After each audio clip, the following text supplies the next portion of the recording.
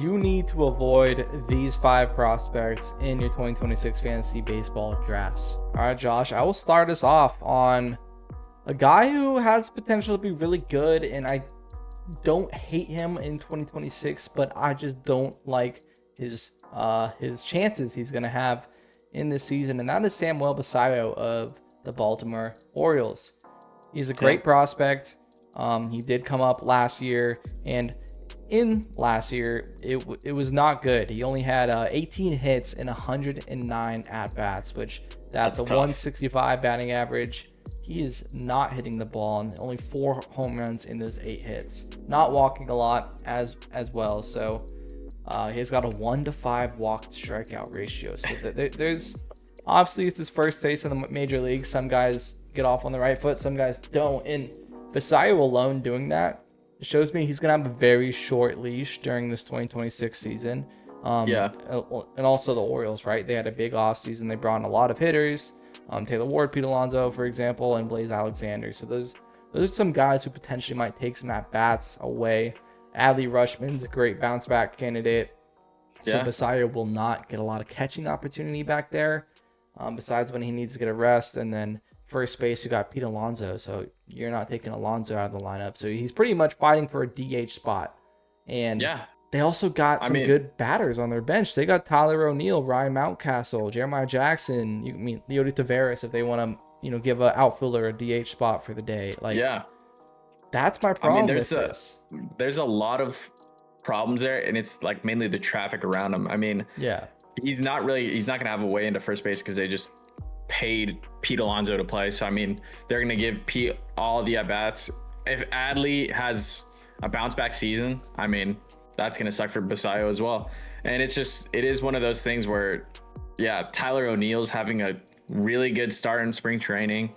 He's hitting the crap out of the ball. So I don't know. I think it's going to be a tough look for him. He needs to really show out. And if he doesn't, I do think that they just kind of send him back, or it just might be one of those Jack Caglione situations where you just kind of sucked his first year.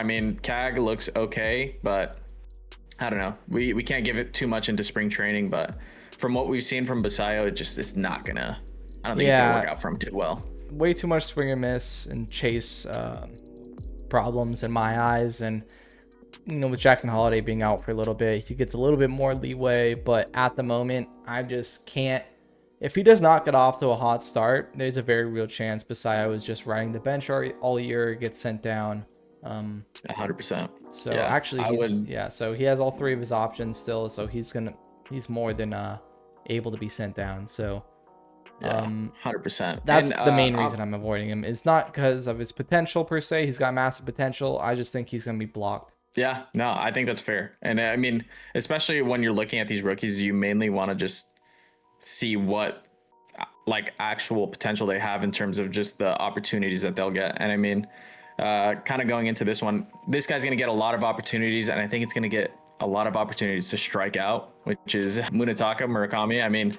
He's one of those guys that he either freaking sends it a mile or strikes out. And I think when he actually gets into the major leagues and sees what major league pitching is really all about, he's going to strike out quite a bit because he's having a decent spring training. It's not playing too bad, but he has, I think it was 6 strikeouts in the last 14 at bats, and the rest of them have been hits or I think 2 home runs. I think he has, but I just do not like the situation he's going to be around. He's going to be on obviously not the greatest team. He's going to have a lot of opportunities, but I just think you can look elsewhere in terms of rookies, and he's just not going to be. I don't think it's going to be a friendly first season for him. Yeah, I definitely agree with you on Munetaka. I think, you look at Yamamoto, did not have a great first year. Roki obviously had a really bad first year. Ohtani was decent his first year, but he's Ohtani. He's a different breed. I think a lot of these, Jung-Hoo Lee struggled. Seiya Suzuki struggled. A lot of these guys who are coming over from the NPB or Korea, they don't have the best first season. And Munetaka is still super young and has insane potential. So much swing and miss. Definitely problems with him, obviously, as everyone knows. He's going to have all the reign to kind of do what he wants, which is cool. And I think the White Sox are a fun team this year. I'm going to let other people take the bait on Munetaka this year, and I'm going to sit out this year. And, potentially next year, I'll be looking for him. Yeah, 100%. I mean, it's one of those things where we can watch him, let him grow, and watch him strike out on another team, and that's totally fine. And if he does go off, like, it is one of those situations where I think he's going to be available in waivers after the first couple months if he does not do well. But like we said, he's going to have all the opportunity in the world. So if you are able to pick him up mid-season where he starts to look a little better, maybe cuts down a little bit of his strikeouts, then you can take a chance on him. But I think early on, there's no reason to even like look at him really, and just let him do something else. Let him do all the bad stuff on another team. Just stay away. For sure. Definitely agree with you on that one. And I'll move over to someone who is just, in my eyes, not going to have the best offensive upside on the year, and that is Justin Crawford, Cole Crawford's son of the Philadelphia Phillies. In terms of prospect-wise, Justin Crawford kind of showcased a lot. He's hitting pretty good in spring training right now at 316, he's got 6 hits through 20 at-bats. He's shown it in the minor leagues. He's not necessarily going to be your biggest power hitter, but he's just your pure speed kind of contact guy with great defense. And my real worry is the swing and miss potential when he gets up to the major leagues, because he has not seen major league pitching yet. And then his really only asset is his speed, and that's if he can walk and get on the bases, steal some bases for you, get some runs. He's on a great offense for sure. It's just Justin Crawford as a player is a great defensive speed guy who can hit for some contact, and that's not necessarily the best thing for fantasy football or fantasy baseballs. But in terms of prospect wise, I think he's going to put up a pretty good WAR term season just because of his defense. Yeah, 100%. And it sucks because, sometimes looking at these guys that are all speed or all defense, like they do have a bunch of tools, but for fantasy, they just don't have the right tools in a way. It's like if he's going to be batting 260 with not really hitting it too many home runs or extra bases, not really getting the RBIs, like he should get a good amount of opportunities with the team he has to get some RBIs. But I mean, you can definitely look elsewhere, and there's just not a real chance that or a real shot that you should give him, just because, I mean, he doesn't have the tools to give you good fantasy points. And it's gonna be cool to see him. I think he's a really cool speedster. I mean, it's like Chandler Simpson, like having those guys that can steal a bag like nobody's business is awesome, but he just needs to get on base, and he needs to show that for sure, especially once he gets the major leagues. For sure. And he's right around a 300 hitter, which is great in those minor leagues. But I just worry about the potential of the, seeing major league pitching and then starting to hit lower, and who knows, maybe get sent back down. But that's just 100%. 100%. And I'm going to move us on to another White Sox, unfortunately. It's going to be Colson Montgomery.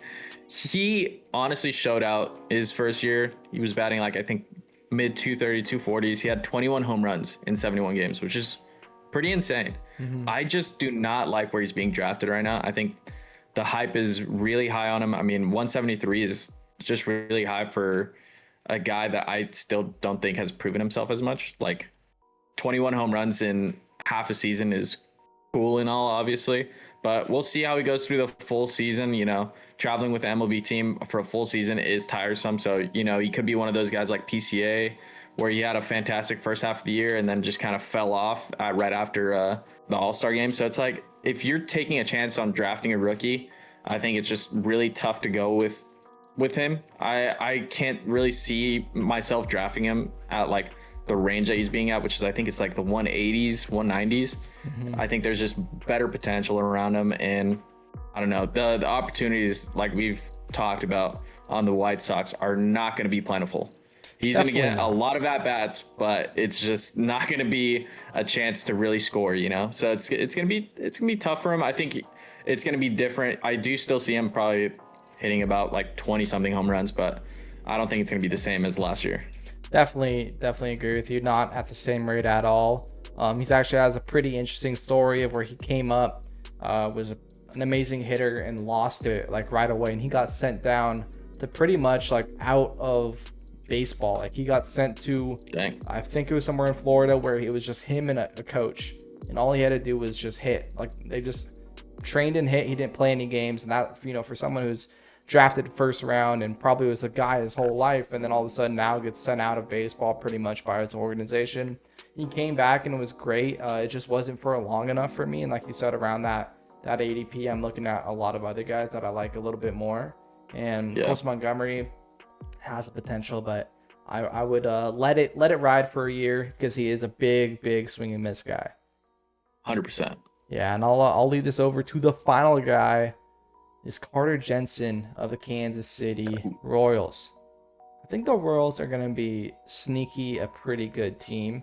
And at the moment, Carter Jensen, you know, he is a catcher and a DH. You got Salvi back there, so there's plenty of opportunity to get catching work because obviously Salvi is, you know, what, 36 now, 37. So you're going to get that opportunity from Carter Jensen. I think he's shown a decent amount last year to where he's going to be a decent hitter. Obviously, he only had 60 at-bats, but still, he hit 300. I just am worried at the moment purely on what the upside is with Carter Jensen.